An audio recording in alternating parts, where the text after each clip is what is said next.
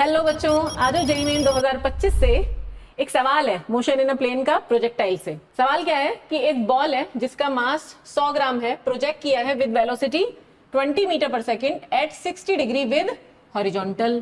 तो प्रोजेक्टाइल का सवाल है तो बना लो प्रोजेक्टाइल। ये लो, यहां से प्रोजेक्ट किया, 20 मीटर पर सेकेंड स्पीड है, 60 डिग्री पर फेंका। आगे पढ़िए, the decrease in kinetic energy of the ball during the motion from point of projection to highest point. तो ये हाईएस्ट पॉइंट हुआ, इस हाईएस्ट पॉइंट को बी कह देते हैं, this is point of projection, और पहुंचा कहां तक, सी तक, दिस इज हाईएस्ट पॉइंट। चलो, तो कह रहे हैं कितना काइनेटिक एनर्जी में डिक्रीज हुआ। तो भाई काइनेटिक एनर्जी पहले ए पॉइंट पे निकाल लो, कितनी आ जाएगी, हाफ एम वी स्क्वायर। चलो यहाँ पर वेलोसिटी मैंने वी लिख दी, इसको बाद में वैल्यूज रखते रहेंगे।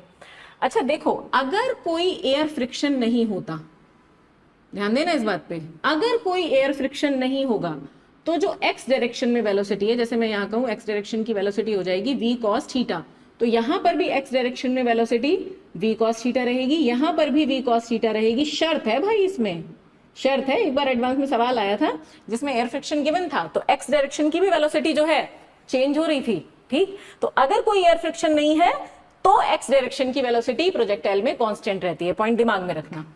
अच्छा, हाईएस्ट पॉइंट पे अब यहां से तो चीज ऊपर गई ही नहीं है ना, तो यानी कि यहाँ पे वर्टिकल वेलोसिटी क्या हो जाती है भाई, जीरो। तो सिर्फ यहाँ पे कौन सी वेलोसिटी होती है, हॉरिजॉन्टल। ठीक है, कोई एयर फ्रिक्शन की बात नहीं कही है, तो यहाँ पर horizontal velocity v cos theta ही रहेगी। तो काइनेटिक एनर्जी निकाल देते हैं हम बी पॉइंट पर, कितनी आएगी, half m v cos theta का स्क्वायर। तो हाफ एम v और cos 60 लगा दो यहाँ पर का square, that is half m v square cos 60 is 1/2, तो 1/2 का स्क्वायर इज 1/4।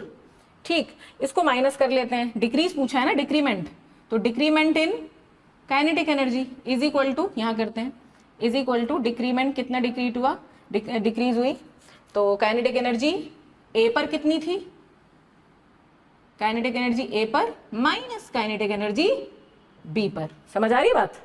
तो ए पर भैया है हाफ एम वी स्क्वायर और minus half m v square into 1/4, तो half m v square common ले लो।